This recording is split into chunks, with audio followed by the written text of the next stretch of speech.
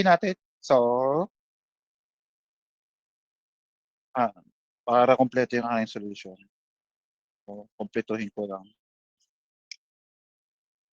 Ano na lang, kumpletuhin ko na lang yung given para kumpleto. 96.6 pounds, by 1 pounder each. Then yung ating, initial position, 6 inches to the right, and then release from rest. Find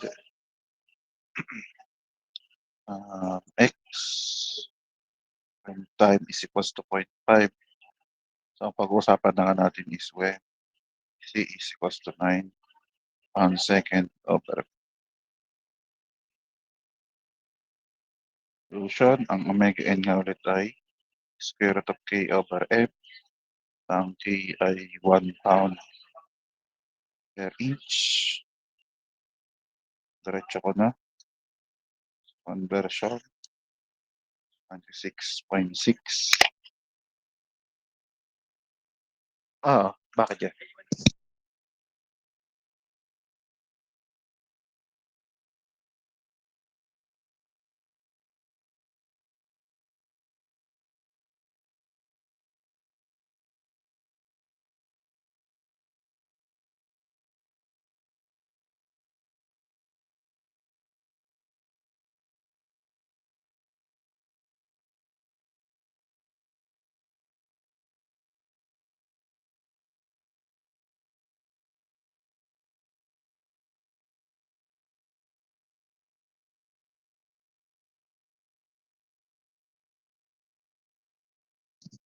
Tuloy natin. So,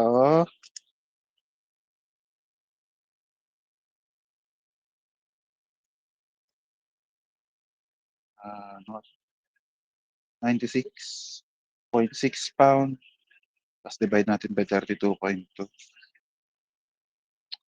Ay, nagmamadali kasi. Relax. Feet per second squared. Tapos square root natin. So, ang lalabas nga nito ay 2 radians per second. At yung CC nga ay 2m. Omega n is 2 times 6.6 pound per 2.2 feet per second squared. So, omega n na 2 radians per second. So, ang CC natin ay 12 pound second over feet. So, yan. Diretso na ako sa letter B and para man lang may context ng anong ginagawa natin. Kaya, nilagyan ko ng given, find, pati yung initial na value na common doon sa dalawa nating dumping. So, ang pinag-uusapan na nga natin dito ay yung C ay equal na nga sa 9 pound second over feet. So, itong ang 9 pound second over feet na to ay kailangan natin malaman kung anong type ng dumping.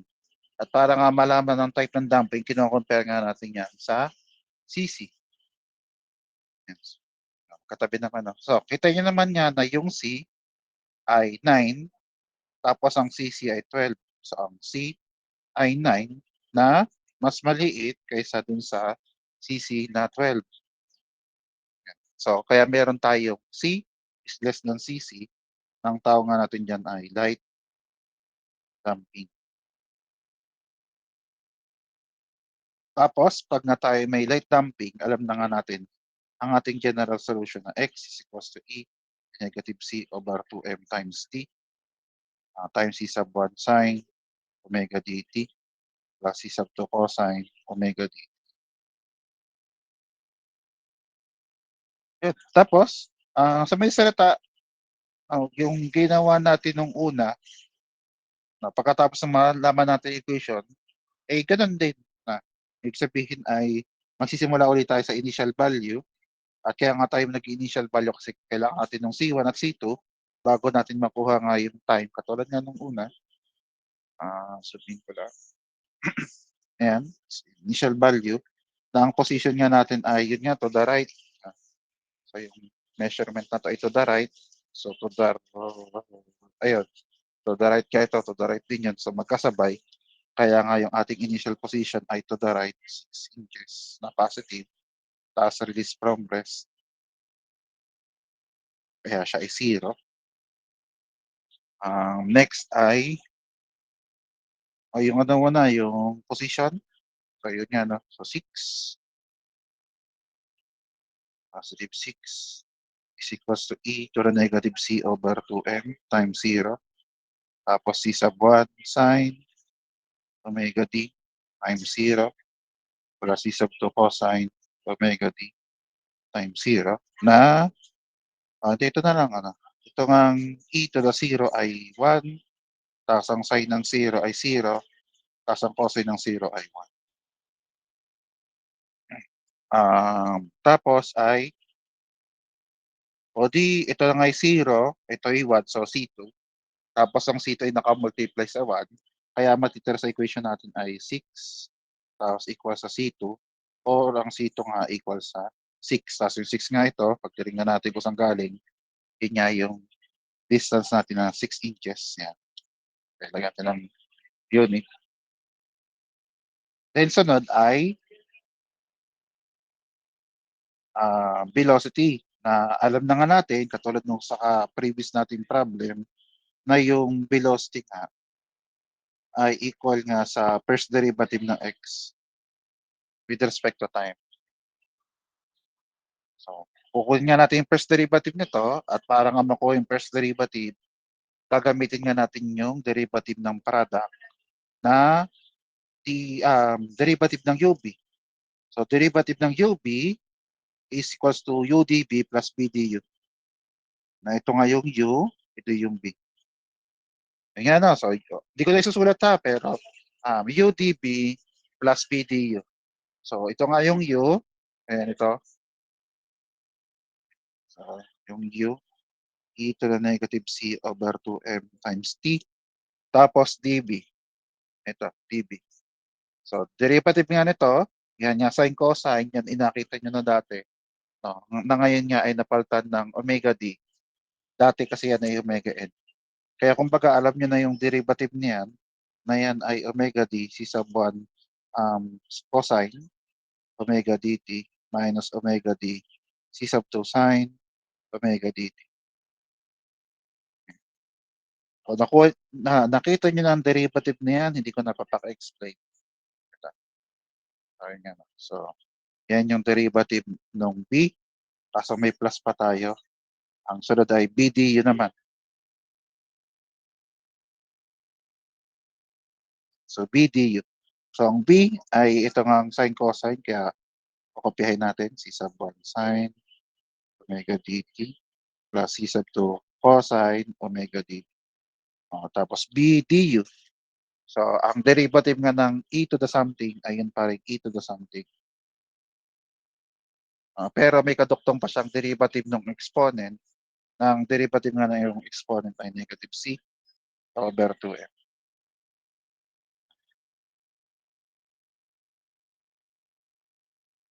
Tapos katulad din ng una, hindi naman hinihingi ng problem yung final na equation na 'to. So kaya puwedeng ganyan na nga lang at ang kailangan nga lang natin nga, kumbaga ang mission natin ngayon or yung objective ng ating ngayon ay makuha lang yung kapartner nito. Hindi naman mag-establish nito. So ang gagawin nga ay lahat ng time, isama ko na rin yung velocity total, 0 din naman yung velocity, ay papalitan natin ng 0. So ang velocity nga ay 0, tapos yung lahat nga ng time ay magiging equal to 0. So habang sinusulat ko ito, okey ba audio ko? Hindi naman putol-putol? Ano daw? Okey naman? Okay naman Pasensya po. okey na, sige, thank you. Pasensya hindi ko agad napakinggan agad. 0, 0, omega D nga ito tapos 0, C sub 2 cosine omega D times 0, tapos yung time na yon e to the negative C over 2m times 0 plus negative C over 2m. Ayun pala. Tapos, gano'n nga ulit 'no, yung e to the 0 ay gawin nating 1, tapos yung sine 0 ay 0, then yung cosine ng 0 ay 1.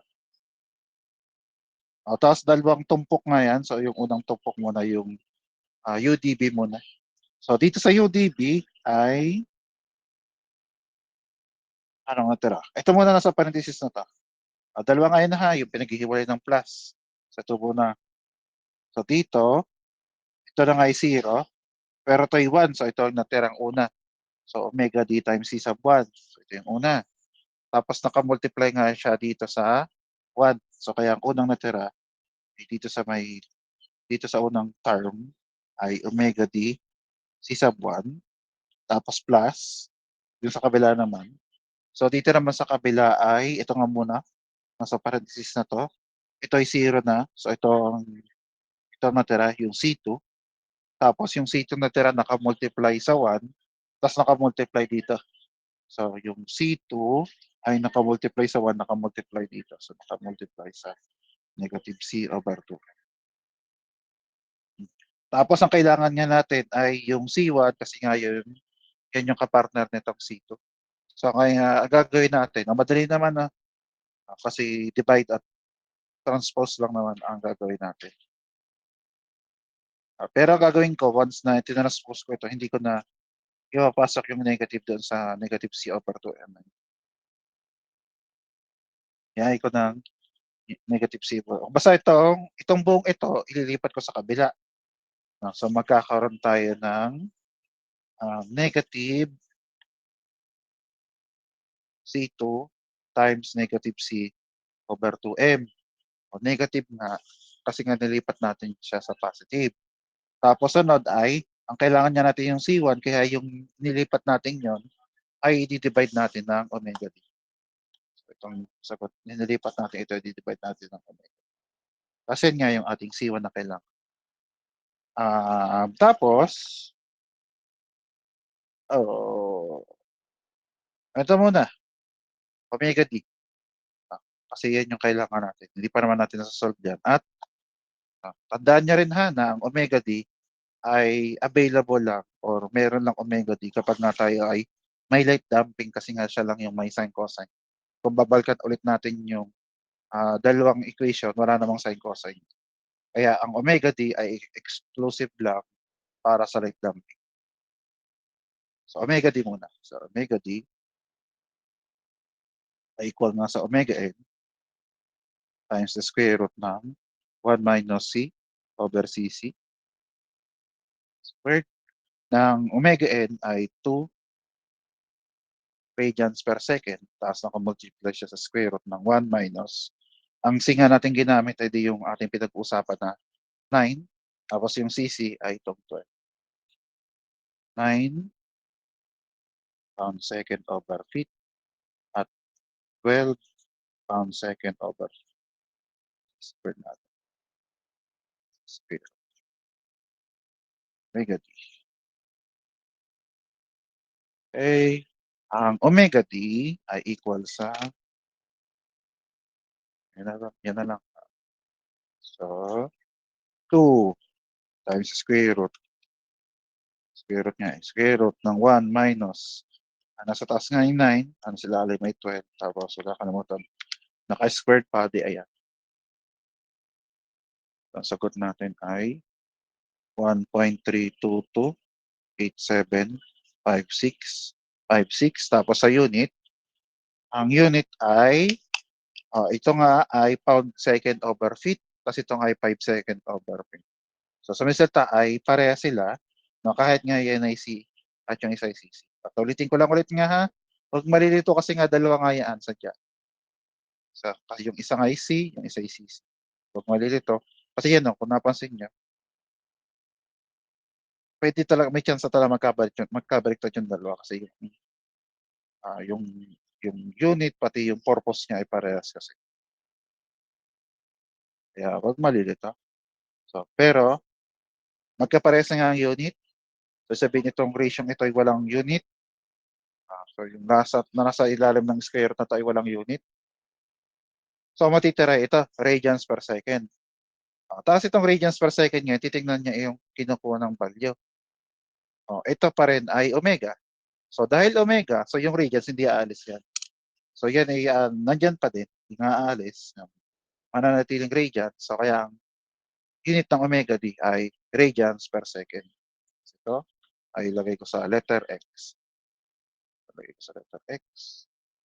Tapos isabay ko na rin yung negative C over 2m kasi mamaya igagamitin ko sinabi.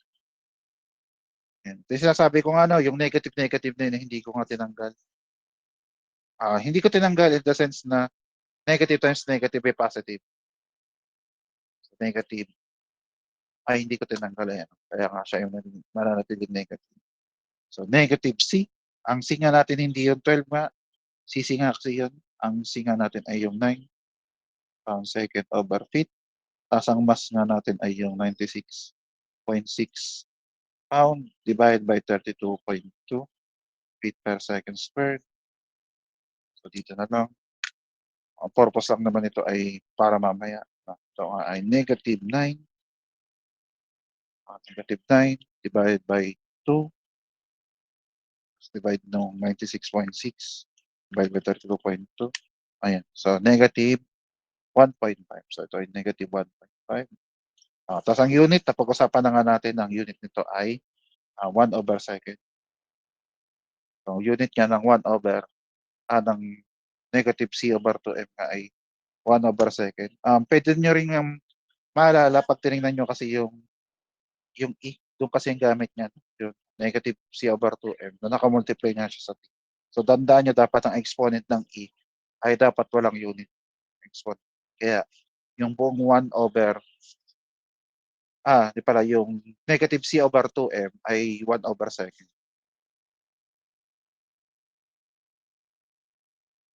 Tapos nga ang C2 ay 6. 6 inches. So, negative pa pala. Negative 6 inches. Pero okay lang pala kasi negative naman. Negative. Kaya wala tayong problema. 1 over second. Tapos ang ating omega d ay ayan.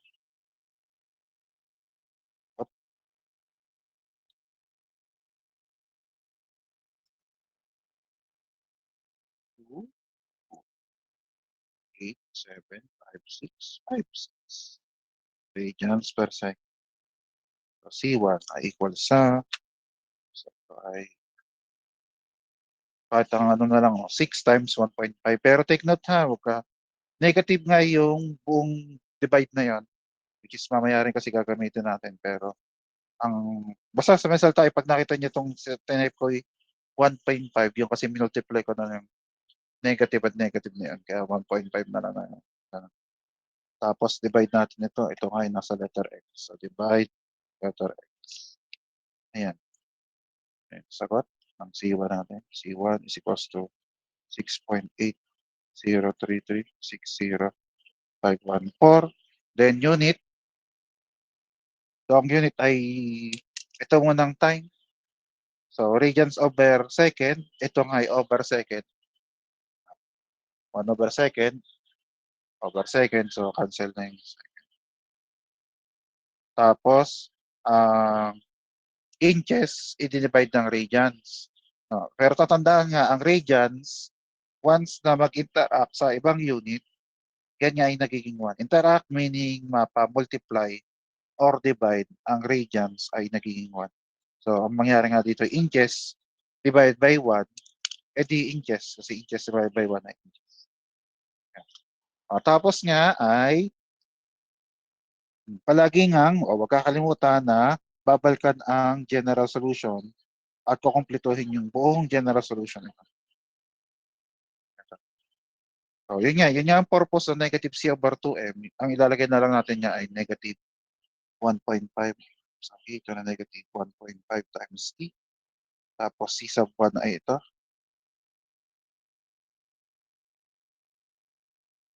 Sin omega D. Lagyan ko ng parenthesis. Ito ang omega D.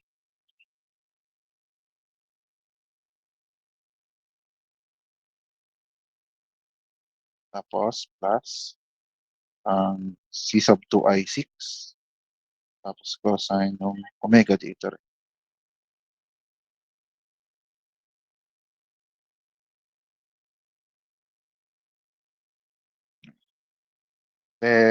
Next ay kunin na natin yung kailangan natin when time is equals to 0.5 second. Ano ngayon ang value ng x? X ay equal sa e to the negative 1.5 times 0.5. Ito ay gawin ko square bracket. Madami kasi ang yeah, lalong dumumi. Madami kasi ang parenthesis.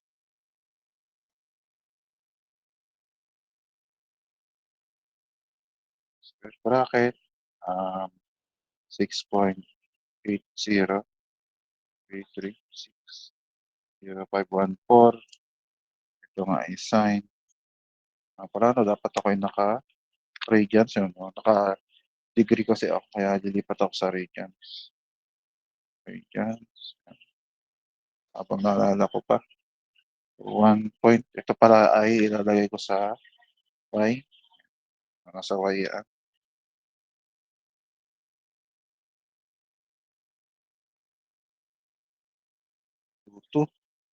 875656 times 1.5. Tapos, ito na, plus 6 cosine ng 1.322875656 tapos times 1 point. Okay, bago ulit ito magdiretso, unit muna. So katulad sabi ko nga ang negative 1.5 ng ito ay 1 over second.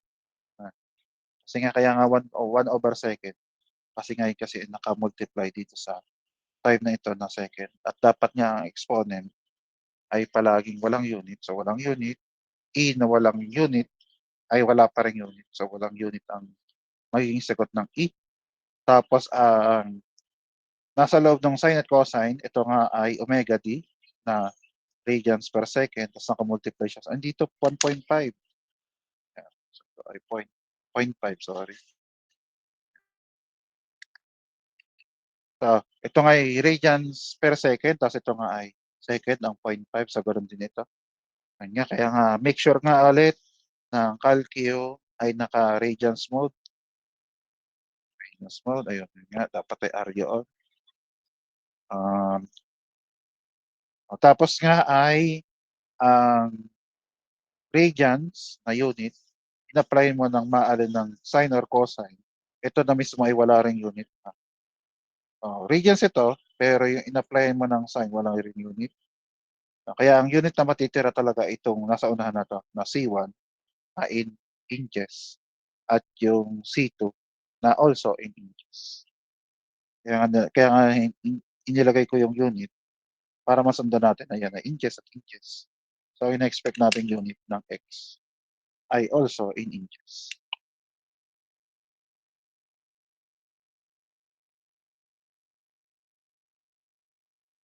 Palaki. Negative 1.5. Putol naman itong kabila. Zoom out ka na lang para kita sa frame.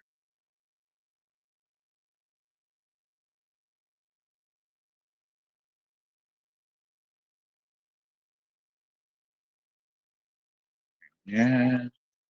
Tapos, times 0.5. Tapos ito. Ito ay yung x. Y pala, y. Y. Y. Y. Tapos sine. Ito ay yung x times 0.5. Tapos ito ay 6 cosine y minus 0.5.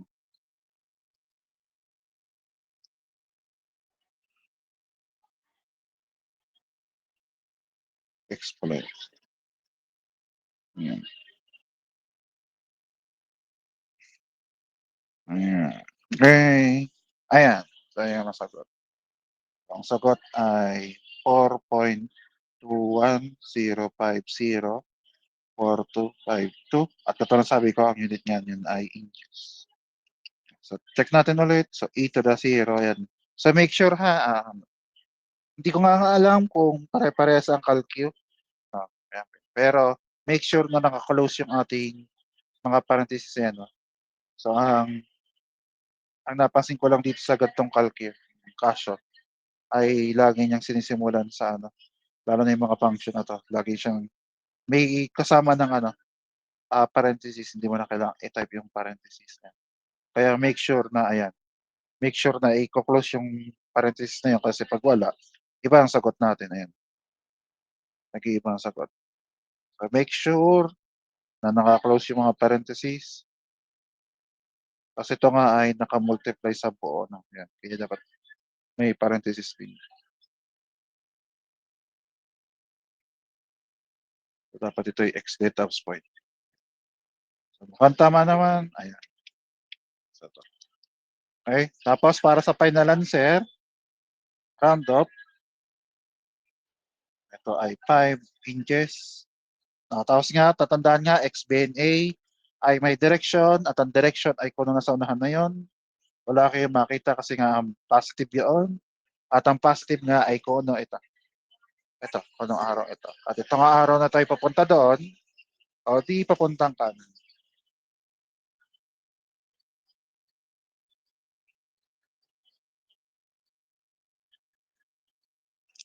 Okey? Pakisabi 'pag nakuha na ng screenshot. Siya naman.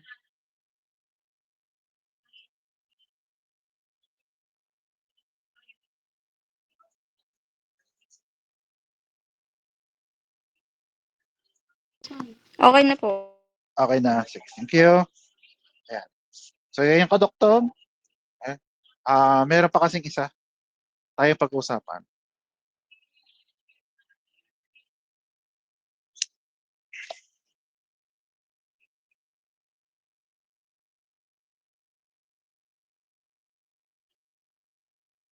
Okey? So bago ako dumiretso dito sa pag-uusapan natin ito, ay explain ko lang ulit yung tatlo nating, ah, curve nga ulit. Kasi nga meron tayong tatlong types ng damping. At kita niyo naman 'no, yan yung mga pangalan ng types ng damping, meron silang kani-kanilang linya. So, yung una nga ay itong overdamp, yan pa ganito, gano'n lang. Ta's yung critically damp ay pa gano'n, diretso siya. Tapos yung underdamp, ayan so ang tawag pa rin dito ay oscillation. So may oscillation pa rin siya kasi yan, parang sine wave pa rin. Ay yun nga lang, ang pinagkaiba niya dun sa mismong sine wave, ay kita niyo yung pinakaumbok na gano'n, yan. Unti-unting lumiliit na yung umbok na gano'n, yan. Simula sa mataas, palit ng palit, ta's dire-diretso yan. Dire-diretso yung palit ng palit yan hanggang sa maging asymptotic na to zero. So ito munang dalawa, yung overdamp at yung critical damp. Critically damp, kasi nga linya lang siya. Kaya linya yan kasi nga ang ating kasing equation, ito, yung general equation kasi natin ay express lang in terms ng e to the negative value. Yan, e to the negative, yan. Kaya nga mahalaga yung negative na yan. So e to the negative c over 2n times t. Ito rin ay negative, hindi lang halata. Pero pag tinignan nyo kasi yung mismong root ay negative, kaya katulad nito, no? Yung pi over, yung lambda 2 ay automatically negative kasi negative, negative. Ito siguro may chance ang maging positive pero ano pa rin yan, negative kasi kinukunan natin siya in terms ng negative. Negative tapos plus or minus.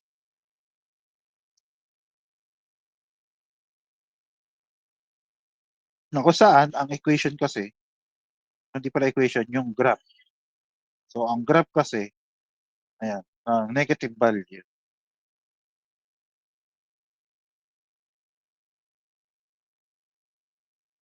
Bakit naka-zoom out na? Ayan pala, ako naka-zoom out. So ganyan nga no. Ito nga lang yung specific dun sa ating previous na problem yun. Yung 6 plus 12t times e to the negative 2 times t. So, nung ginarap ko yung dating problem, yung number 1, di ganito nga yung pero huwag niyo intindihin yung sa nasa before zero.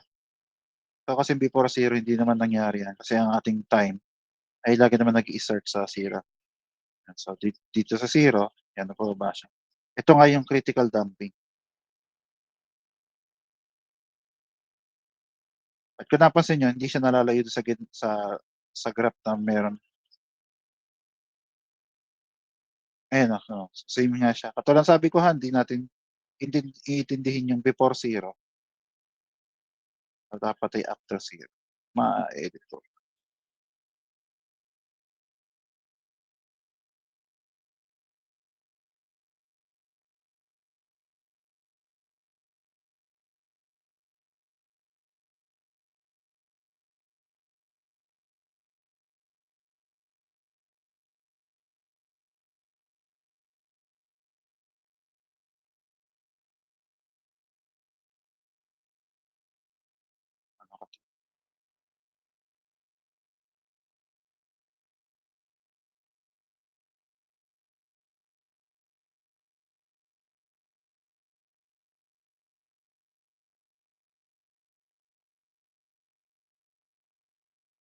Ano ko 'to, ayan na, magtatagal, hindi ko rin kabisado yung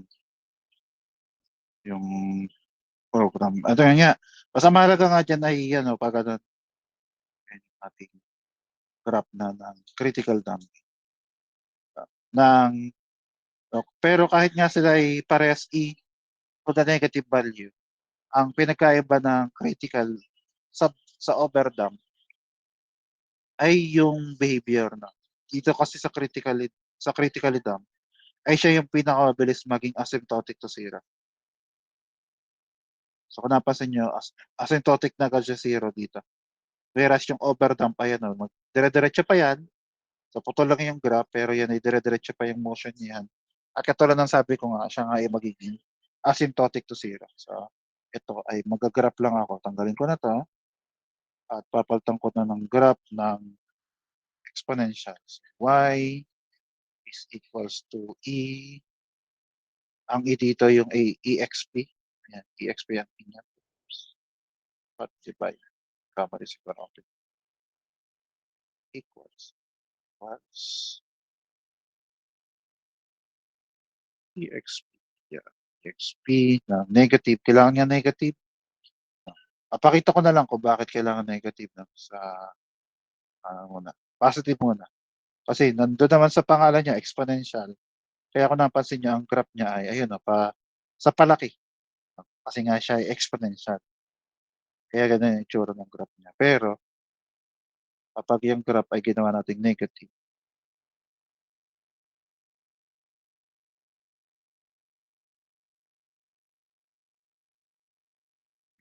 so kapag naging negative, o di yan nga siya, naging negative. Kapag tapos ay so, hindi ganito na lang.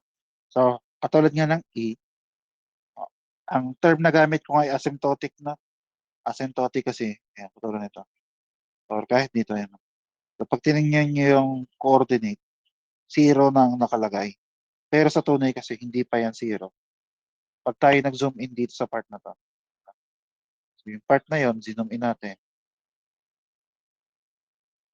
zoom in pa natin kung gaano man kalaki yung zoom in o kahit dito sa malapit sa 12, ayan. So, kita niyo nung nag-zoom in tayo, hindi na siya zero. Kanina ay zero lang kasi dahil sa scale kung paano natin binuo yung graph, pero ayan, so nagkaroon din siya ng value at dire-diretso nga yan,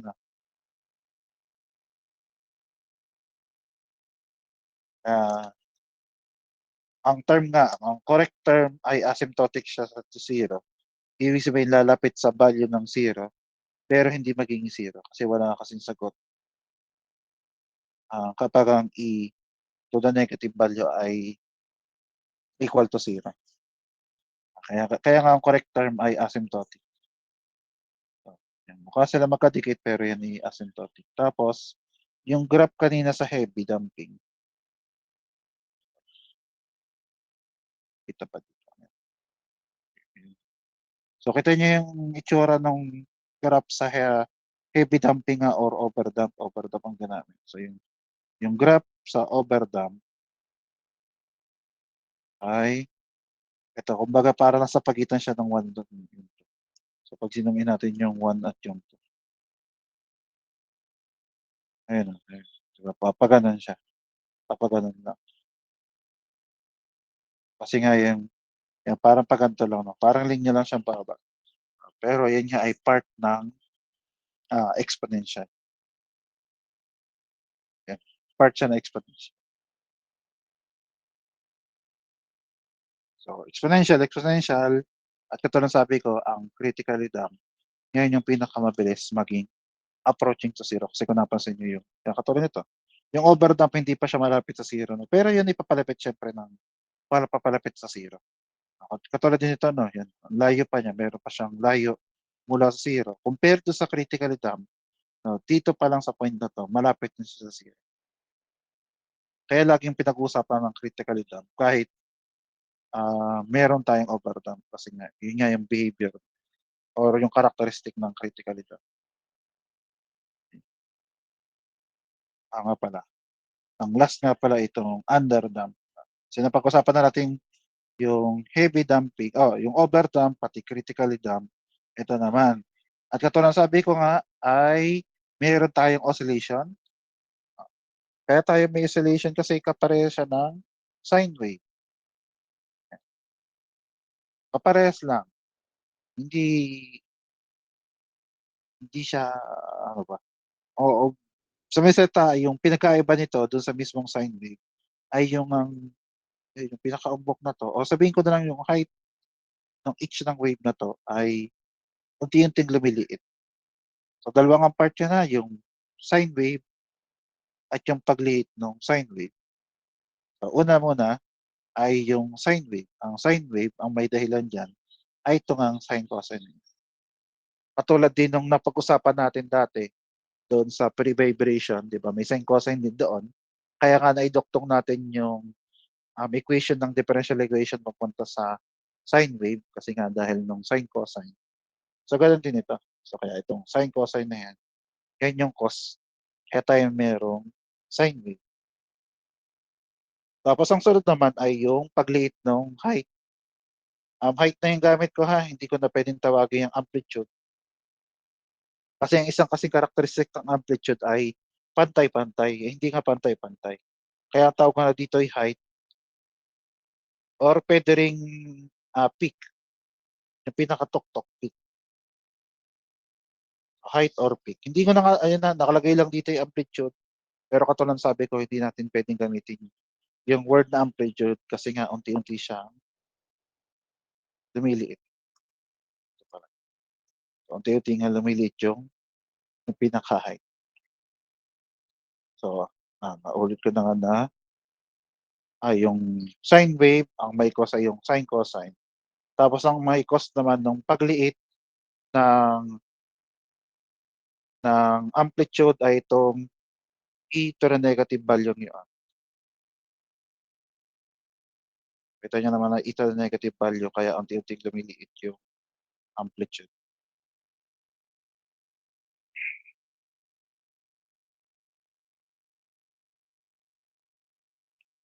Okey.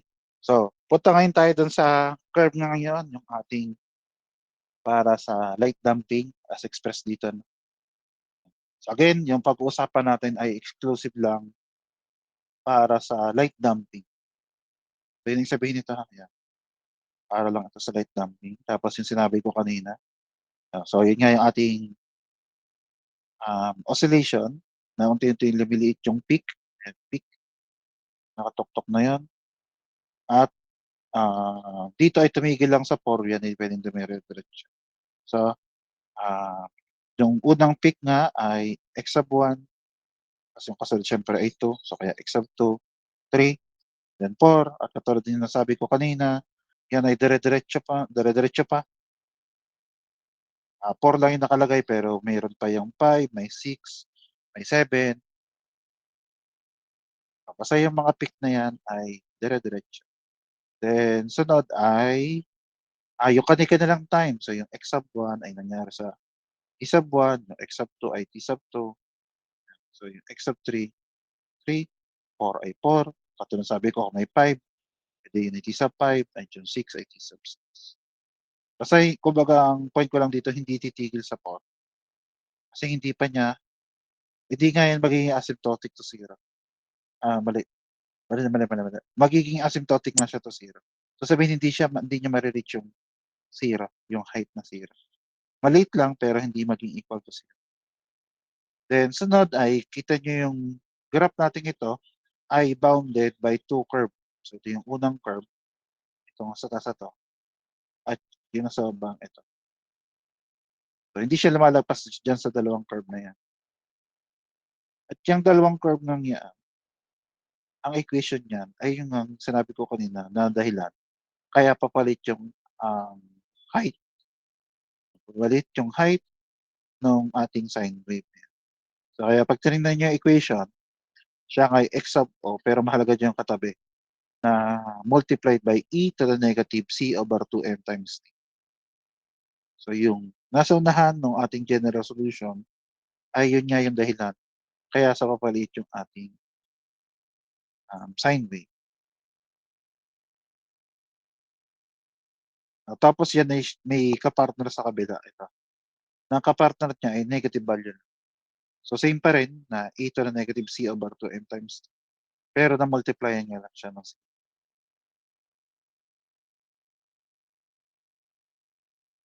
Hmm. Na katulad ng sabi ko boundary yan kaya kung napansin niyo rin, once na ma-reach niya yung boundary na yun, pabalik na siya pababa. Tapos gano'n din ito 'no, once na ma-reach yung boundary, tataas naman ulit. So, pabalik-balik nga lang siya sa dalawang boundary-ng 'yan at katulad ng sabi ko nga ulit, hindi yan lalagpas diyan, magiging, touching lang diyan sa dalawang linya 'yan pero hindi lalagpas at yan ay dire-diretso pa. At katulad ng sabi ko ay ito nga ay considered na oscillation. Hindi nga lang magkapantay, yan naman hindi magkapantay, pero yan din oscillation pa rin. Kasi ang mahalaga kasi sa oscillation ay yung act ng pagbaba at pagtaas. Kasi yun yung kumpletong cycle, yung pagbaba niya ng ganito, bababa, ta's tataas. Dahil nga ito ay isang cycle, so kaya meron siyang value na isang period 'yan, period. Yung period ay, um, sa dun sa PowerPoint na binigay ko nga ay tau, pero ang gamit talaga naman natin ay letter or yung capital letter T, yun naman yung gamit natin. So yung capital letter T naman ang gamit natin. Tapos, may letter D lang na subscript, para malinaw lang na yung pinag-usapan natin ay para lang sa damp vibration, kaya may letter D, okey? Tapos ang kailangan natin ay yung ratio ng magkaparehas na peak. Hindi pala magkaparehas, consecutive. So ulitin ko ulit, ang kailangan natin ngayon ay yung ratio ng magkasunod na peak. Tama, yung ratio ng magkasunod na peak. So magkasunod ang requirement ay magkasunod. So tama lang ito yung unang equation natin, tama na x sub 1 at x sub 2 kasi yan naman ay magkasunod. Pero magkasunod nga 'no, hindi puwede yung 1 at yung 3, hindi rin puwede yung 1 at yung 4, 1 at yung 5 and so on.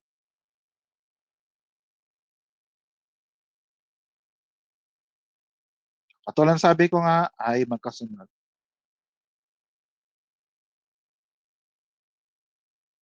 So dun sa equation natin nagamit natin x1 at x2.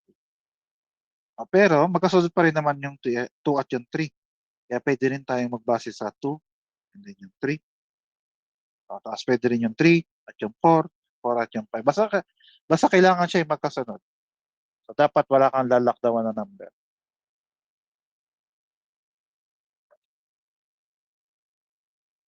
Okey, so marami nga diyang magkasunod na posible pa yung 2 and 3, 3 and 4, pero sa ngayon ito munang mas kita natin yung difference ng dalawa which is yung x sub 1 at yung x sub 2. Kaya ngayon ngayon nandun sa loob ng ln, x sub 1 over x sub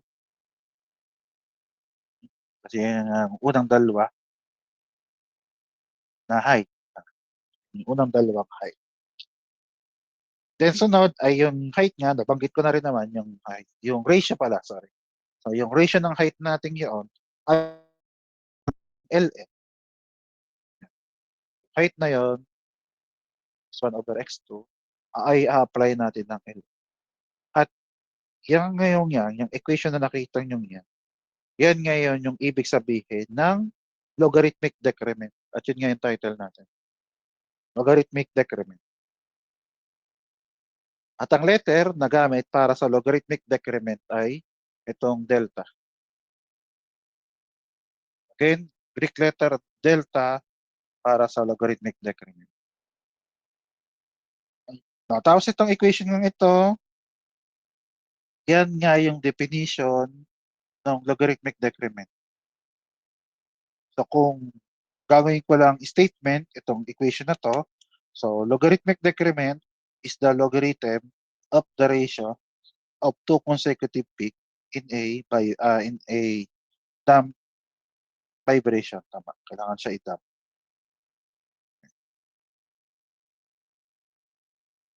So sa madaling salita, ito nga ang definition niya.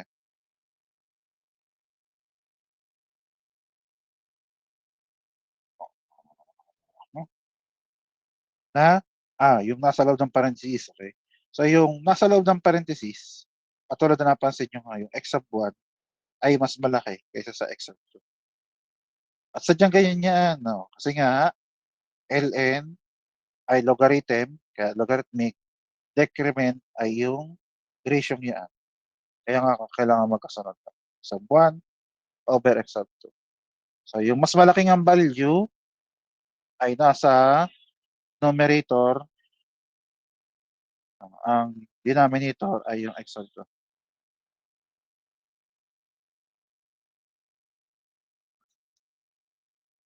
At kaya ganyan yan na laging nasa taas yung mas malaking value kasi dapat kasi ang value ng logarithmic decrement ay palaging positive. Katandaan nga ulit na ang value o yung numerical value ng logarithmic decrement ay palaging positive. Yung delta yan ay palaging positive. Nakita ko lang sa calci. Calci, nasaan ang calci ko ngayon? So calci. Katulad sabi ko nga, ln ng mas malaking value divided by ng mas maliit. So kapag kinuha niyo yung ln na yan, ito yung sagot. Hindi lang halata pero wala nga nakalagay dito. So therefore, ito ay positive. Thus, ang logarithmic decrement nga natin ay positive. Pero pag pinagpalit natin na ang mangyari nga ay nasa taas yung mas maliit at nasa baba yung mas malaki. So, kung napansin niyo ngayon yung sagot ay naging negative. No, kasi nga basta mas maliit sa 1 yung nandun sa loob ng ln, yan yung automatically negative. At kapag naman mas malaki sa 1, siya ay positive. Negative, ito nga ay positive kaya dapat ay lagi nasa numerator yung mas malaki kaysa sa baba. Tapos ang ating equation na ginagamit para sa pagkuha ng logarithmic decrement ay ito, itong katabi niyan. Ito nga ay 2 pi times c over cc over square root ng 1 minus c over cc. At di kayo nagkakamali ng tingin, itong ay c over cc. Ito rin ay c over cc. Kasi yung dalawang yan, pinag-divide, ay may ibig sabihin.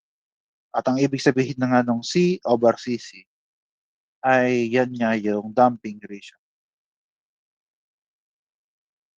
Ayan yung damping ratio.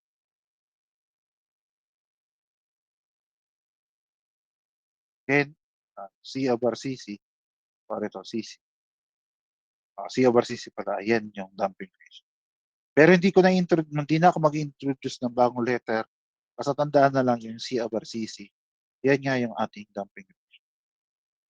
O para maliwanag ulit, ito nga yung ating pinag-uusapan, logarithmic decrement. Ito yung kanyang definition, pero ito yung equation na ginagamit para malaman yung value ng logarithmic decrement.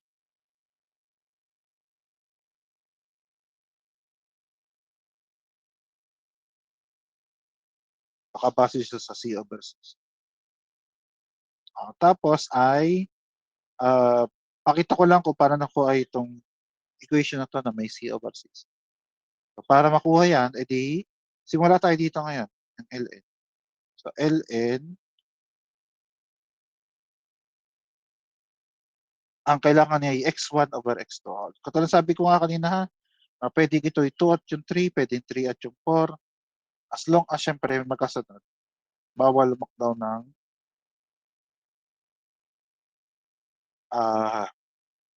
bawal lumakdaw ng number.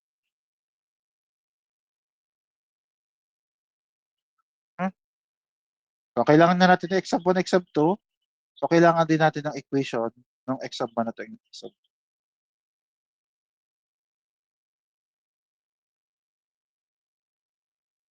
Di para malaman yung x sub 1 at x sub 2, ang kailangan nga naman na natin ay yung kapares ng x sub 1 at yung x sub 2.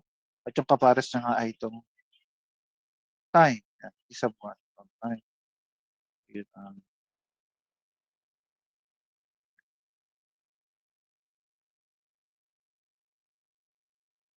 eh.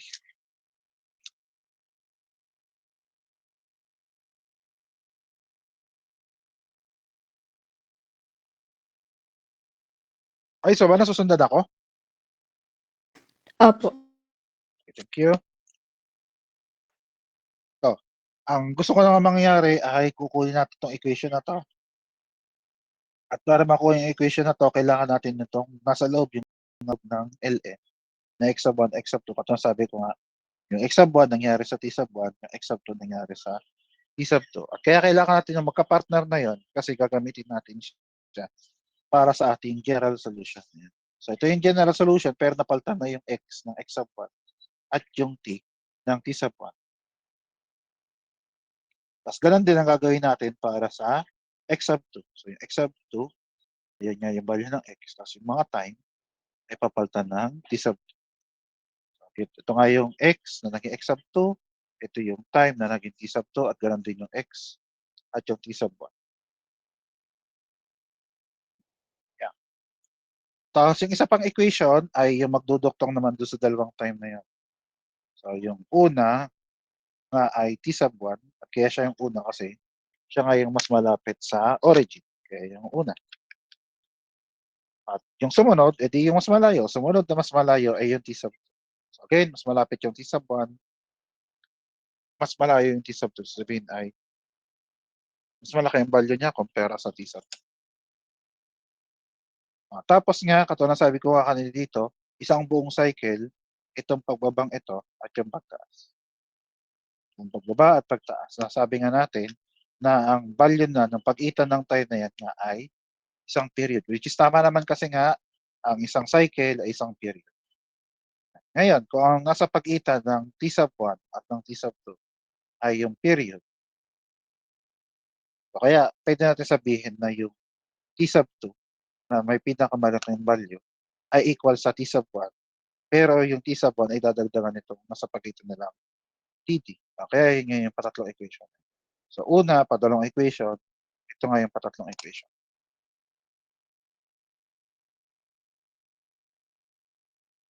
Tapos sunod ay, di gawin na natin yung kailangan natin. No? Hindi, dito ay ginawa ko lang, inisa-isa ko lang ulit. So nalista ko yung dalawang equation niya. Then ito yung sa x sub 1, ito yung sa x sub 2. Then sunod ay nilagay ko lang yung definition ng ating logarithmic decrement. Again, itong delta, yan yung logarithmic decrement. Tapos yung katabi niyang ln, yan nga yung definition niya. Again ha, yun nga. Ulitin ko, logarithmic, yan yung ln. Yung nasa loob ng ln na x sub 1 over x sub 2, yun nga yung decrement. Kaya yun nga, kung lalagyan natin 'to ng word, yan nga, logarithmic decrement nga ito. Kasi na rin yung definition niya. Tas dito sa logarithmic decrement, ang kailangan nga natin ay yung nandun sa loob ng ln. At yung nasa loob ng ln ay x sub 1 over x sub 2. Which is meron nga tayo dito equation para sa x sub 1, meron tayong equation para sa x sub 2. Yung ln mamaya yan, yung munang ratio. Doon tayo magsisimula sa ratio. So kaya yan ang sunod niyan. So kinuha natin yung ratio ng x sub 1 over x sub 2. Dahil kinuha natin yung ratio ng x sub 1 over x sub 2, ganun din ang gagawin din natin doon sa mga equation niya. So yung lahat ng t sub 1, yun nga yung x sub 1. At yung lahat ng t sub 2, yun nga yung x sub 2.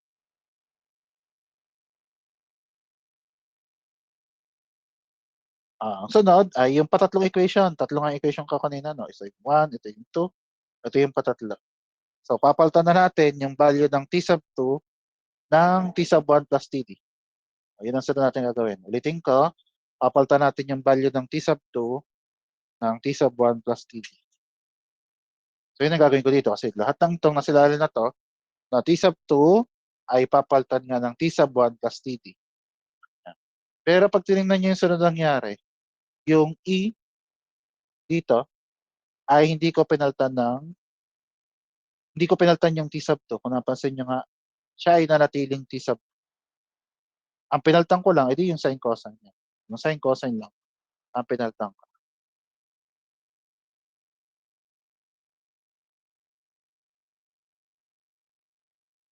O ilang pinalitan ko yung sin cosine. Ang dahilan kasi niyan ay ganito na lang. Kaya ang ating equation nga, ito nyo naman ay dalawang part. Isang e, yung isang exponential at isang sin cosine. Ano, may parenthesis pa nga, no? Kumbaga nga nahati sa dalawang equation natin, itong may e at yung sin cosine. So sa halip na sabay-sabayin, ay ditong munang sin cosine. Kaya ang ginawa lang natin dito ay yun nga yung pinalitan natin ng t sub 1 plus td. So, unahin muna natin yung sin cosine. Kung bakit sin cosine ay mas magiging maliwanag siya kapag itinuloy natin. But again, for now, yung sin cosine muna ang ating asikasuhin. Pagkatapos noon, saka tayo pupunta dito sa exponential na ina yan. So, ayan nga, no? Pilatan ko nga yung t sub 2 ng t sub 1 plus td. Ang sunod na gagawin ay i-distribute yung omega d dun sa loob ng parentheses. Ito. So, kaya nagkaroon ng omega d t sub 1 at omega d times td. Yan. Tapos ganun din sa kabila ng omega d t sub 1 plus omega d td. Ako ba na, nagdire-diretso na ulit ako. Nasusundan pa ako, ha? Susundan pa ako. Opo. Sige, thank you.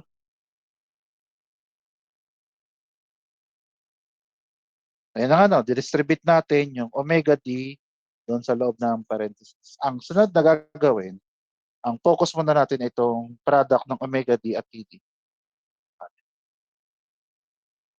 At ang gagawin natin, babalikan natin yung equation ng period na yan. So, ang equation nga ng period ay 2 pi over omega d. At ulitin ko lang na kung babalikan nyo din yung ginawa natin dati sa pre-vibration, ang naging basis ng ating period ay omega n. Kaya nga omega n kasi nga yun yung nandoon sa may katabi ng sin cosine.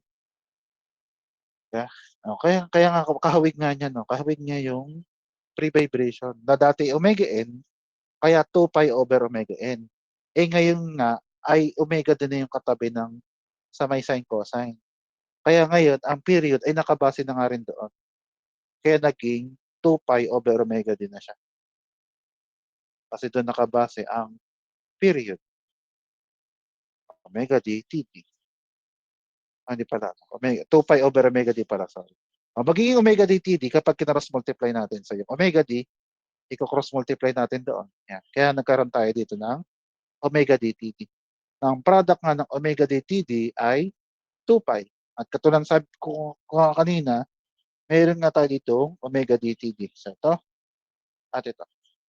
So yung product ngayon ng dalawang yan ay magiging equal ngayon sa 2 pi. 2 pi at 2 pi.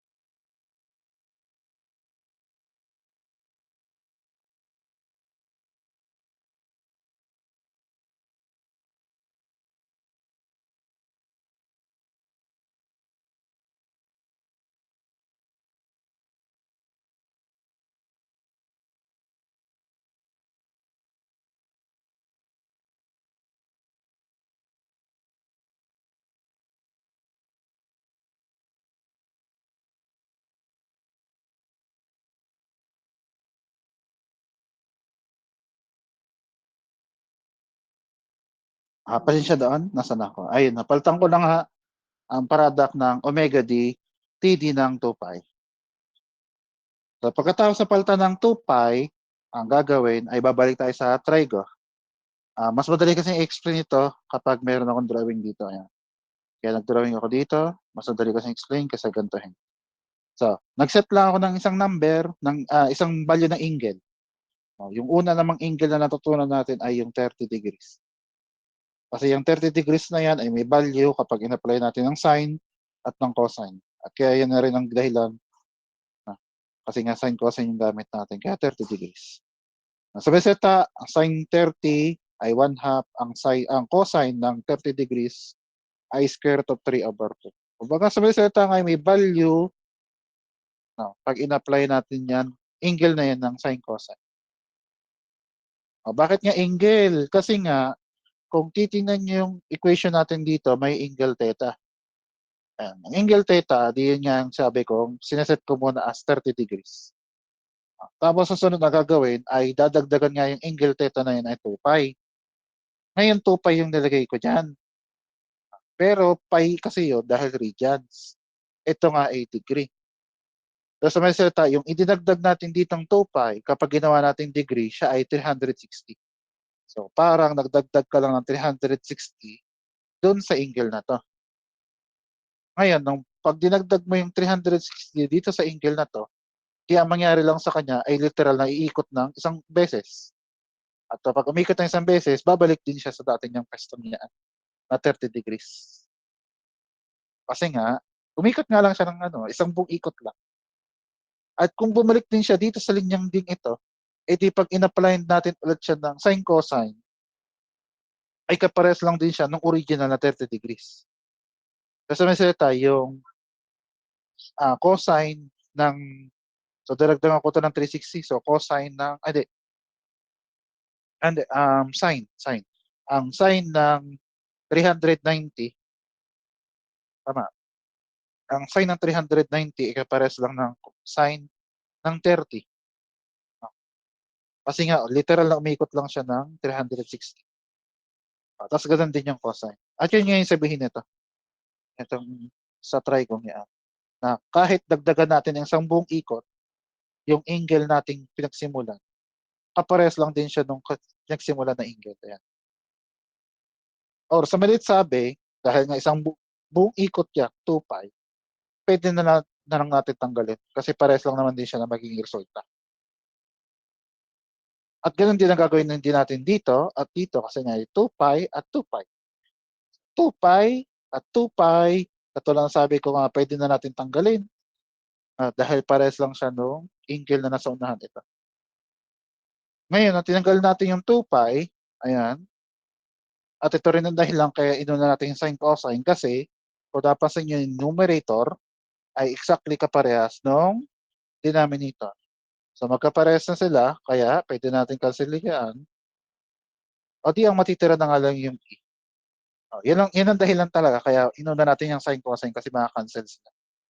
Maka-cancel yung sine cosine na yan, kaya matitira yung e. Tapos sunod ay, yun nga no, e, tapos t sub 1 ngayon nasa taas, t sub 2 yung nasa baba. At katulad sabi ko, once na maayos natin yung sine cosine, papalitan natin yung t sub 2 ng t sub 1 plus td. At yan nga yung ginawa ko dito. So t sub 2 ay pinalitan ko ng t sub 1 plus td.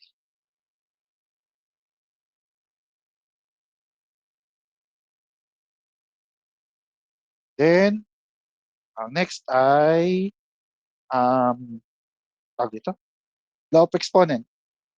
Law of exponent kasi same naman sila ng base. Para silang base t.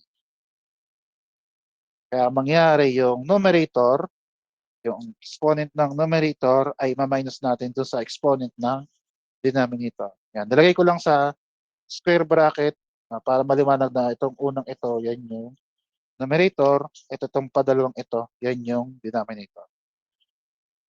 Then, ang sunod ay distribute natin yung negative c over 2m doon sa loob ng parenthesis na yon as well as din tong negative. Baka kasi napansin ng iba, negative, ba't hindi ko pa minultiply? Mas magiging mali na mamaya. Kumbaga hindi ko muna agad minultiply agad-agad. Basta mas maging malinaw kapag hindi ko agad yung pinagsama. Yan. Kaya magkahiwalay na ito muna nga, isa-isahin natin, no? Yung negative C over 2M muna, i-distribute natin doon sa T sub 1 at sa TD. Kaya yan, no? Negative C over 2M times T sub 1, yung kabila ay negative C over 2M times TD. So ito, dito. Tapos ang sunod natin i-distribute ay yung negative. So negative dito sa unang term, ayan, unang term. Tapos negative times positive ay negative pa rin dito sa padalawang term natin. So yan ang nangyari. At ang dahilan kaya hindi ko minultiply yung negative sa negative ay para itong unang itong naka-square bracket na to, ay maging kaparehas nung ito. Kaparehas na sila. At tapos, dahil magkaparehas, magpaminusin nga natin, o di magkaparehas sa value, pero minus, kaya itong dalawang ito ay magiging 0. Yan, magiging 0 na to. Dahil 0 na to, di pwede ko nang mag-multiply ng negative sa negative na yan. Negative sa negative, o di positive. Kaya ngayon, nasunod nangyari dito. Yan, naging positive na yung C over 2. Wala nang negative. Dahil negative, positive na siya. Tapos ang sunod na gagawin ay a-apply natin ng ln. Itong unang ito, apply natin ng ln as well as din sa padalwa. Apply natin ng ln. Kapag in-apply ng ln, yung una, ay di yan na nga yung ating logarithmic decrement. Yung padalwa naman ay dito, inverse yun. Inverse function kasi ang ln at yung e. At kapag in-apply mo ng inverse function yung e, is yung ln, ang magiging sagot niya ay yung exponent. Kaya yung exponent, ayan yung naging sagot. Again wala nang negative yan kasi nga negative ay positive. Ayan. So from this point, ang gagamitin na natin ay yung logarithmic decrement kasi nga nagawa na natin yung kanyang definition na ln ng x sub 1 over x sub 2. Yan yung logarithmic decrement. Tapos ang kasama niya ay ito. Yung c over 2m times t. Ang sunod ay papalitan natin tong TD ng equation ng ating period. Period is equal to 2 pi over omega d. 2 pi over omega d, yun nga yung ating logarithmic decrement. Ayan. So yung TD nga ay palitan natin ng 2 pi over omega d. Tapos ang sunod na papalitan ay itong omega d. Ang omega d ay equal nga sa omega n times the square root ng 1 minus c over cc squared. Ayan yung equation ng ating omega d. Ayan. So omega n square root ng 1 minus c over cc squared. Ayan. So, yan ang buong yan yung omega d. Tapos sunod ay itong 2 pi, dilagay ko lang sa unahan. Ayan. Bago makalimutan, may 2 pi and 2 pi. Then sunod ay ito nga, pinagtabi-tabi ko yung 2m omega n. At kung maalala ninyo, yung value ng CC or yung equation ng CC ay equal nga sa 2m omega n. Ito nga ay 2m omega n. So itong product na to ay yan nga yung CC. Pero yung CC na yun, may kapartner na yun. C. So ito C over CC. Kaya itong part na ito, yan yung C over CC. Yun yung naging C over CC. Tapos yung 2 pi, yun yung 2 pi. Tapos itong ilalim na to, yan yung naging square itong 1 minus C over CC squared. Kaya ganyan yung ating equation para sa logarithmic decrement. Okay, kaya nasundan niyo ang? Opo. Sige.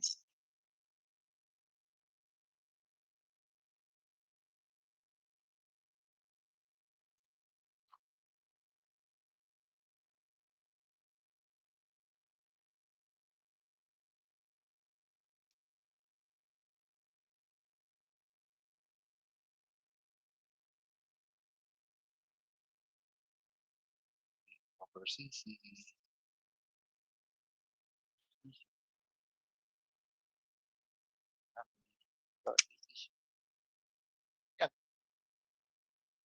Tapos lipat ako ng camera, makita niyo yung ginagawa natin, ilaw. Okey. So ito rin yung problem kanina, basahin ko lang.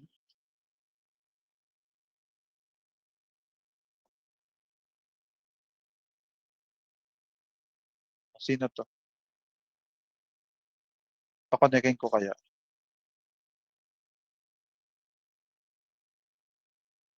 Allow one.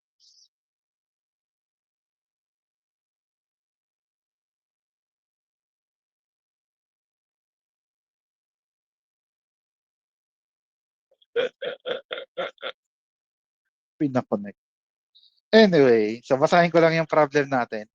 So, a portion on an automobile suspension system consists of an elastic spring, ayun na and a viscous damper. Yan, viscous damper. So sa sasakyan nga ito 'no, sa sasakyan.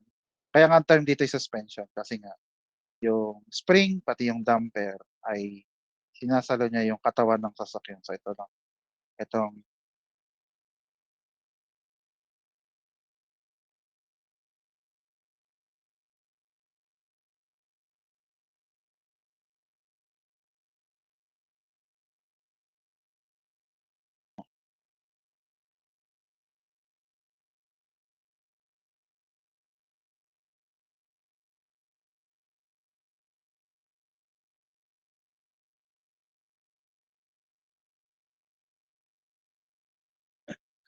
anyway, yan. So kaya nga, yung katawan ng sasakyan ito putol lang, ta's ito ay gulong. Gulong, gulong, ah, yung katawan ng sasakyan. Tapos ano, dahil nabanggit na rin ng sasakyan, ang term ng sasakyan dito sa damper na 'to ay dashpan. Dash term ng mga may sasakyan dun sa damper ay dashpan. At kita niyo naman na yung damper pati yung spring ay directly connected sa mass. Ang mass nga 'yan, oh, kung di halata yung mass ay yung mismong yung buong katawan nga ng sasakyan itong sa taas. Tapos yung kabilang side nung spring at tong damper ay connected dun sa gitna nung gulong, connected sa gitna ng gulong. Tapos yung gulong mismo ay nagro-roll sa isang horizontal plane. Ayan yung ating sasakyan. Sunod, tuloy ko lang, if the spring is chosen such that K over M is equal to 40 second to the negative 2, determine the allowable range of ratio C over M so that any oscillations that occur will decay by a factor of 95% within one cycle. So lista ko lang ang given. Given. Pag tinignan niyo yung drawing, wala namang kahit anong ano, number na nakalagay. So wala tayong makukuha diyang given. So ang unang given natin ay ito at yung given natin yon ay ratio K over M, which is equal nga siya to 40 second to the negative 2. Then yung sunod ay determine, pero ang valueng kasunod niyan ito, itong starting with any. Any oscillations that occur will decay by a factor of 95%. Itong 95% na 'to, isasama ko na dito sa given. Ngayon yung 95% 'pag binasa niyo ulit, siya ay pertaining to the decay. Ngayon lang natin narinig yan, kaya, wala tayong letter diyan, kaya ang gagawin natin ay sulat natin ang buo, decay. At ang value nga ng decay ay 95% at ang, kasunod niyan ay mahalaga din ito, dapat nga siya ay within one cycle. So, in one cycle. Pinai-click ko na lang yung within, so pinaka ko na lang in one cycle. So, pinapahanap nga ay yung ratio ng C over M. So, C over M. Solution, solution. Oh, ang gagawin nga lagi natin, titingnan natin kung ang ating system na 'to, 'tong system na 'to, ay isa nga dun sa dati nga'y 3, dadalwa na nga lang. Yung tatlong system na alam na natin nga ay yung, simple pendulum na kaya natanggal kasi hindi siya, flexible para dun sa ibang type ng, vibration, lalo na sa force at sa damp-free vibration. Kaya wala na yung simple pendulum. Yung isa pang pendulum yun ang puwede kaso simple lang naman pinag-usapan natin so wala na. So dadalwa na lang at yung dalawang yun ay yung torsion of elastic rod pati yung spring mass model. Kasi nga 'pag alam natin yung 'pag isa nga siya sa dalawang ito alam na natin yung equation na gagamitin. Kapag wala siya dito sa dalawang ito magsisimula tayo sa simula. Pagka sinabing simula nga ay starting ulit sa equilibrium, then vibration, differential equation, hanggang sa general solution.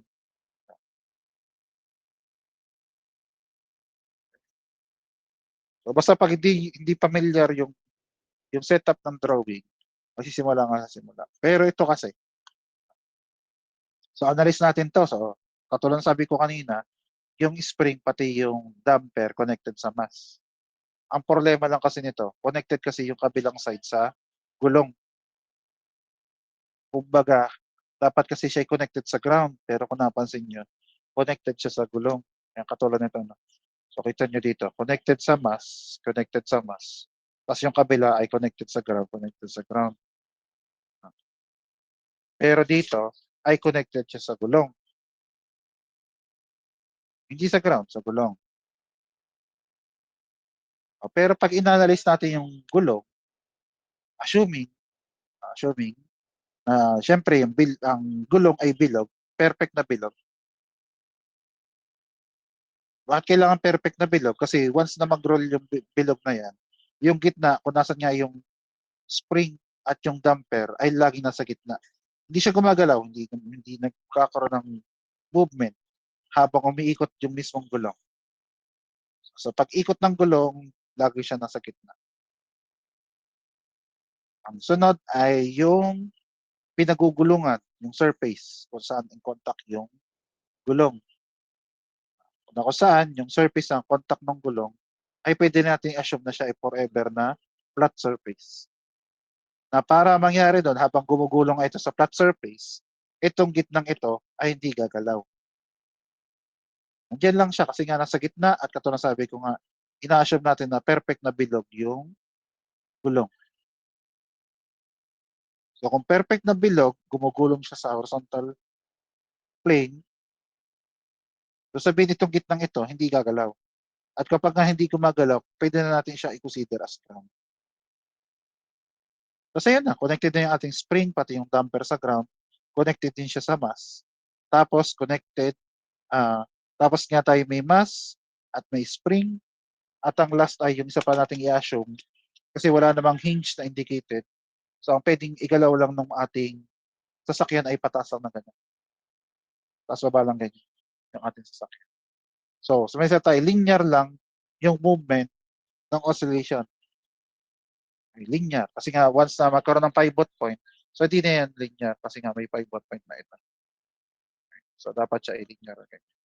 So yun yan, no? Sa tatlong criteria, yung dalawa ay obvious sa pangalan, dapat syempre may spring, may mass, at ang patatlo, dapat ang movement ng mass ay linear at dahil pasok yung ating sasakyan na yon sa spring mass model, ibig sabihin din nun, alam na natin ang kanya equation ng omega n. At ang equation niya ng omega n ay square root of k over m.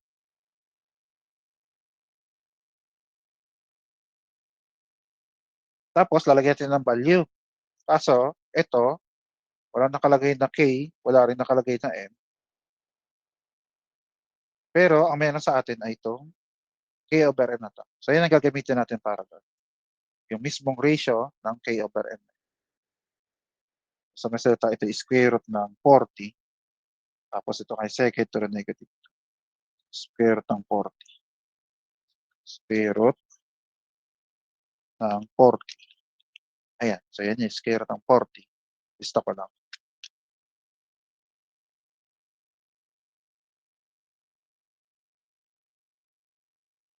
Three, two.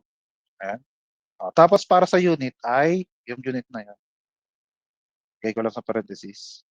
Ito nga ay naka-negative. 'Pag negative nga ay reciprocal. So 1/2 squared tapos nga naka-apply yan sa square root.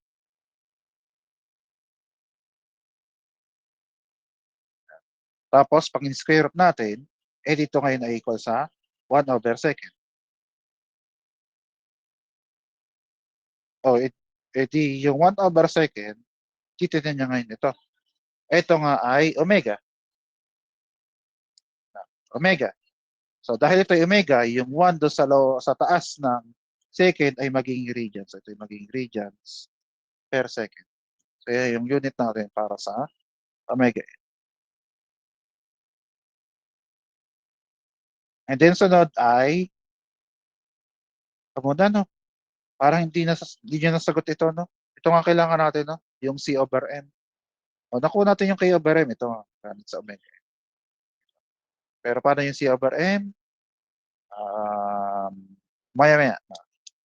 Ang gawin muna natin ay ayusin muna natin itong given natin. Baga itong K/M, nagamit na nga natin sa omega n. So ang sunod naman ay itong decay. O, intindihin natin yung decay.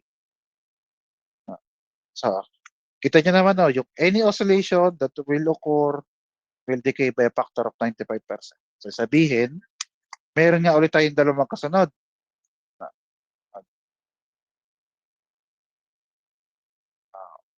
Dalawang magkasunod ha, meron nga tayong katulad na sa kaninang ginawa natin, meron tayong x sub 1 at yung x sub 2. X sub 1 at yung x sub 2. Na yung x sub 1 nga ulit ay mas malaki kaysa sa x sub 2. Kaya yung sinasabi ditong factor, yan, factor ay i-multiply natin sa x sub 1 para nga makuha yung kasunod niya. Kaya nga oscillation. Sasabihin yung sunod na oscillation ay nakabase doon sa previous na may factor. So meron tayo dito i-multiply.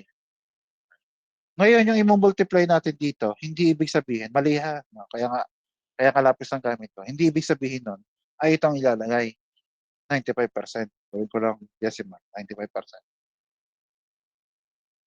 No? Pag kasi ganito ang ginawa ninyo, ay mali intindi nyo dito sa tinatanong natin ito. Kaya mali kasi dahil nung mismong word na decay. Decay kasi ang ginamit na word. So hindi mo lang siya basta-basta i-multiply nung factor na ito. So ano ba sabihin ng decay? Ang sabihin ng decay ay itong factor na to, ayan ang mawawala doon sa oscillation. Kaya nga any oscillation na. So yung oscillation ay mawawala yung 95%. Yun nga yung sabihin ng decay.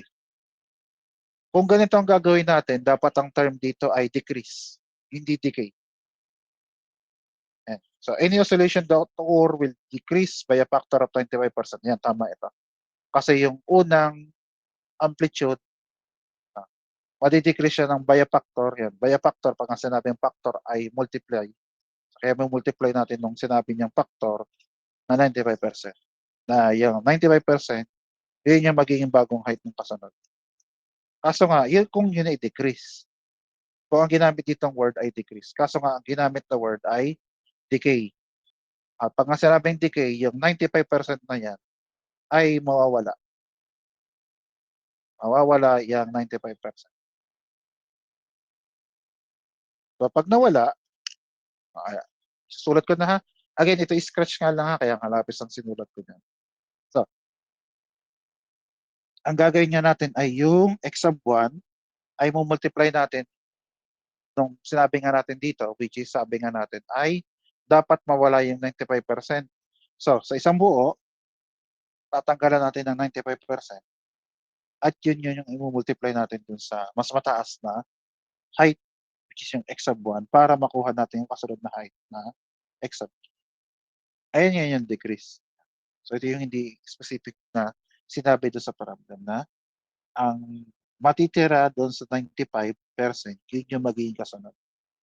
At kaya nga naging gano'n kasi nga nung mismong ginamit na word na decay. Mawawala yung 95%. So 'pag nawala yung 95%, eh di yung matitira, yun yung dapat na kasunod na height.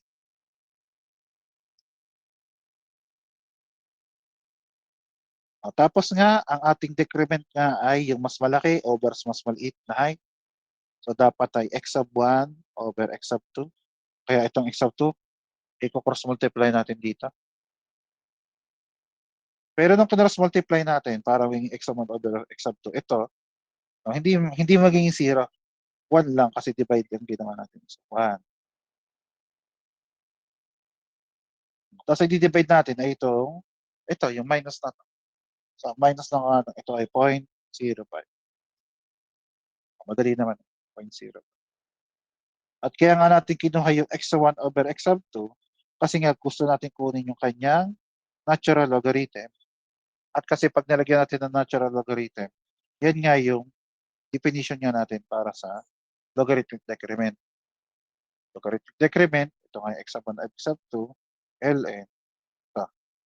So kung itong x sub 1 over x sub 2 in-apply natin ng ln, so dapat ito rin. So ito rin ay lalagyan din natin ng ln. Katulad ng x sub 1 over x sub 2 dito, ito rin. Na itong sagot natin dun sa logarithmic decrement. So logarithmic decrement, itong valueng ito ng omega n ay ilagay ko sa letter A. Yan. So nilagay ko sa letter A para mamaya ito, lagay ko na lang din dito. So ito nga ang ating letter A. Delta ay ito, so ln ng 1 divide 0.05, 0.05. Ayan. So yan ang sagot.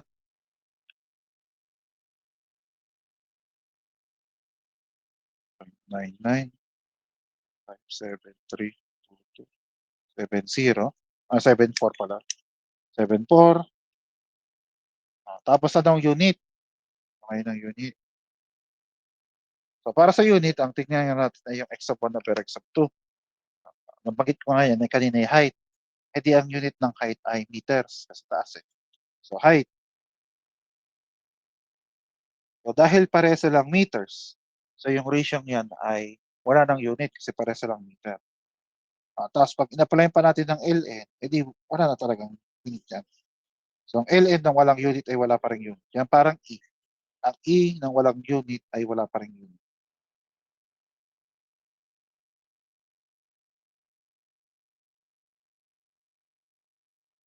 Okay? Tapos, ang yan, dahil nga ang ln ng walang unit ay walang unit pa rin, kaya ito ay wala ring unit, ang ating logarithmic decrement. Tatandaan nga ulit ha, ang logarithmic decrement ay hindi pwedeng maging negative. Tapos wala rin siyang unit. Wala rin siyang unit. Okay, para susundan ako? Opo. Sige, thank you. Sunod. Ang sunod ay, huwag kayong mag-alala, makakarating tayo dito. Antay lang. So, ang sunod natin gagawin ay babalikan natin yung equation ng ating logarithmic decrement. So, 2 pi c over cc over square root ng 1 minus c over cc squared.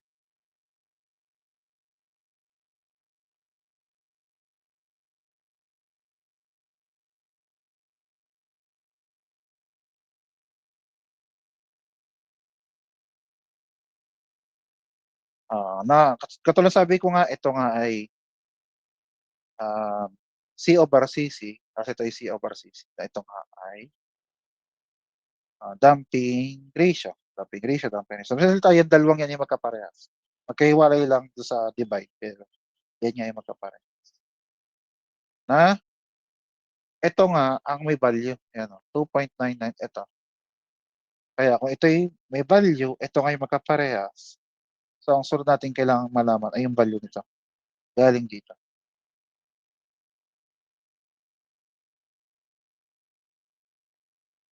Okay? So, ulitin ko ulit. Ito ay value nito. Itong dalawang ang ito yung magkaparehas. So, sa meseta, kukunin natin yung value ng C over CC given that ang ating logarithmic decrement ngayon. para magawa yoon, basta yan papalitan natin mamaya. So, i-add muna natin siyang, delta, lagyan natin mamaya yan ng value 'pag naayos natin yung equation natin. Ayusin muna natin para maging C/CC equals to kung ano ang value kung anong kalalabasan sa equation natin. So, ang una nating gagawin ay, pagpapalitan natin ng puwesto nito, cross multiply. Ito, papalit.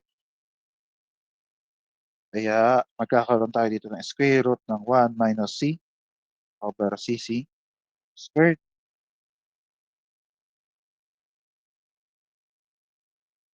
Ah, Tapos sa kabilang side naman ay yung 2 pi at idi-divide ko na sa 2 pi itong, ah, delta, tapos naka-multiply pa nga yan dito. Hindi na natin paghihiwalayin yung C over CC kasi nga yan ay isang buo. Ang tawag nga natin diyan ay, damping ratio. Kaya hindi na natin kumbaga yung C multiply sa 2 pi at yung CC sa delta hindi na natin gagawin yun. Kasi nga isang buo ito, kasi nga yan yung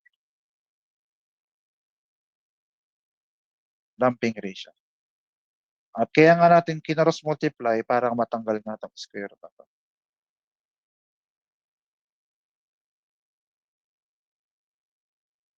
Para matanggal yung square root, square natin both sides ng equation. Okay. So, ni-square na natin, so magiging 1 minus C over CC. Pasensya kung iba-iba ang aking C over CC, ha. So, C over CC squared, tapos yung kabilang ito, lahat ng ito ay i-square natin. So, yung 2 pi squared ay 4 pi squared, tapos yung nasa ilalim niya ay delta, i-square din natin. Tapos ito ay katulad sabi ko nga isang buo yan, kaya isang buo din natin siyang i-square. Kasi nga yan nga yung, damping ratio. Kumbaga hindi C squared, hindi rin C squared, isang buo natin siyang i-square. Ang sunod ay,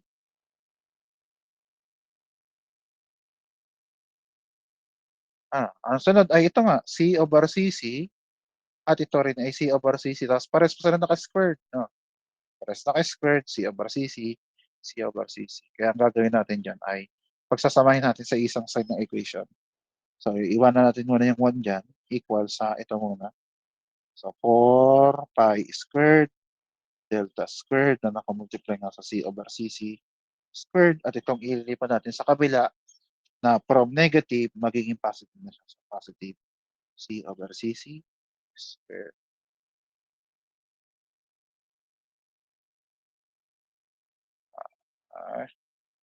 Ah, Tapos kaya nga natin pinagsama kasi nga fa-factor out nga natin 'yan, factor out nga natin.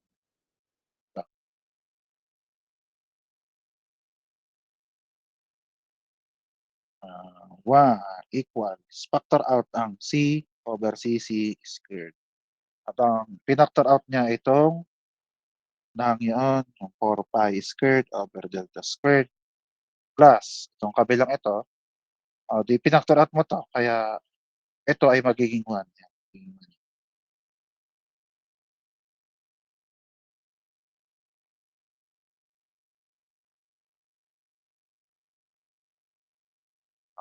Tapos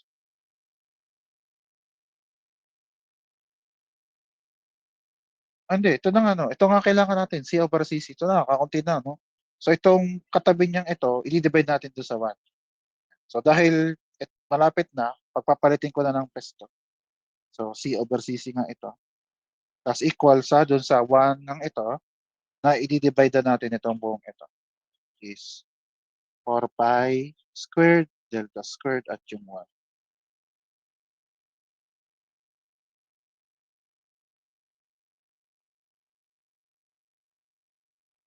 Okay, then ang last ay square root both sides ng equation at ayan na. Ito nga ang ating damping ratio na equal nga sa, 1 over 4 pi squared delta squared plus 1 ayun na pala 'no, delta squared plus 1 at yun nga yung papalitan natin ng eto, logarithmic decrement. Okay. Okey pa nasusundan ako? Ayan, Yes po. yan. So, ang sunod nating gagawin nga ay yun nga ay papalitan natin ng, ah, 1 tapos ito nga ay 4 pi ito, hindi pala kita. So, 1 tapos ito yung 4 pi. Ang nasa ilalim ay yung delta, ang delta nga ay ito kokopiyahin ko yung mismong valyung yun, muna ito ko pala yan. Ito, habang nandito pa yan ise-save ko muna sa letter B, yan letter B. Ito'y A, ito'y B. So, 2.995732274.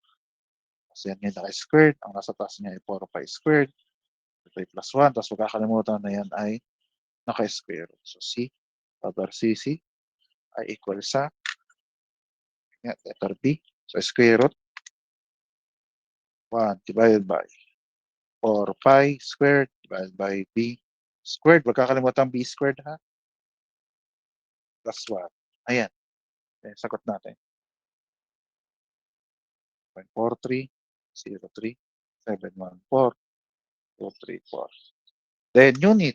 So ang unit, ang logarithmic decrement niya ay walang unit, tapos the rest ng kasama niya dito ay wala ring unit. So kaya in-expect natin din ay yung C over CC ay walang unit. At total, yung C nga ay parehas ng unit sa CC. Pag tinignan natin individually yung kanyang equation, yung C ay parehas sa unit sa CC. Kaya yung equation ng ito, wala rin talaga itong unit. So walang unit dahil nitong equation na to, wala ring unit siya dahil nung kanyang ratio air. Pero ang problema pa rin, nasa nito, no? Nasa ng C over M. Ngayon, pag pinalta natin yung equation ng CC, ang kanyang equation na 2M omega n. So, ang CC nga ay 2M omega n. Yun. 2M omega n. 0.4303714. Ayan. So yun na. Yun na hinahanap natin. No? Ito, no? C over M. Yan. So yun yung C over M na hinahanap natin. Di para makuha yung C over M, edi yung katabi niya sa ilalim, which is yung 2, at yung M ay cross multiply natin dito. So 2 times omega n ay nakamultiply dito. 0.4303714,234. Kasi ito, ayan, habang naalala ko pa ito, yan nga ilalagay ko sa letter C. So yan yung letter C, ay letter C. Tapos lagyan natin na ng value, C over M equals to 2. Ang omega niya ito, sama ko rin yung kanyang unit.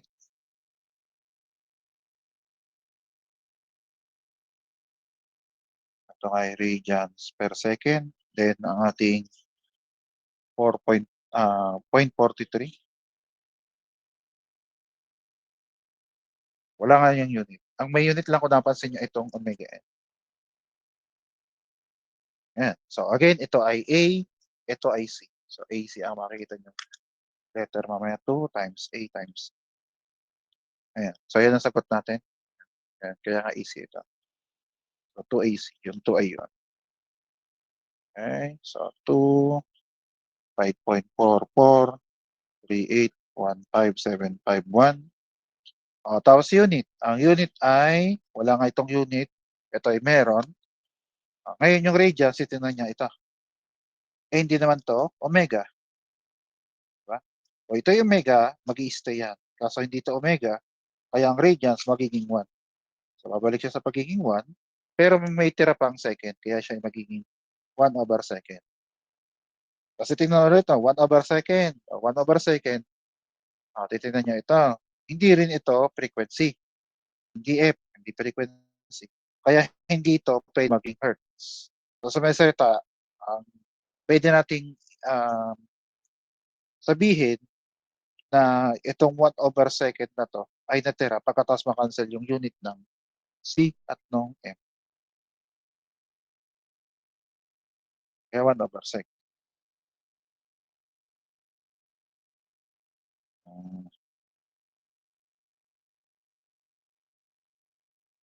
Pwede rin siya second to the negative 1. Okay? Then, ang final answer ay 5.44. Ito ay 3.8. Tapos pili na lang kayo para sa man yan. Pero katulad sabi ko hindi yan pwedeng radians per second, hindi rin yan pwede maging hertz. Kaya ako napansin nyo, hindi ko dinagdag yung hertz. Kasi hindi naman siya frequency. Pili na lang kayo. 1/2. Ayan. Tama yun. Okay? Pakisabi nga kapag nakuha na screenshot.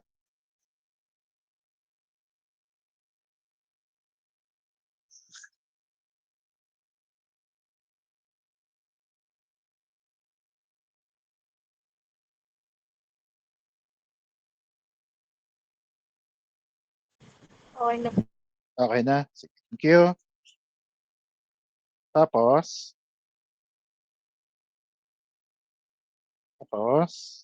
ayan. So, hanggang nagtatapos ang vibration engineering.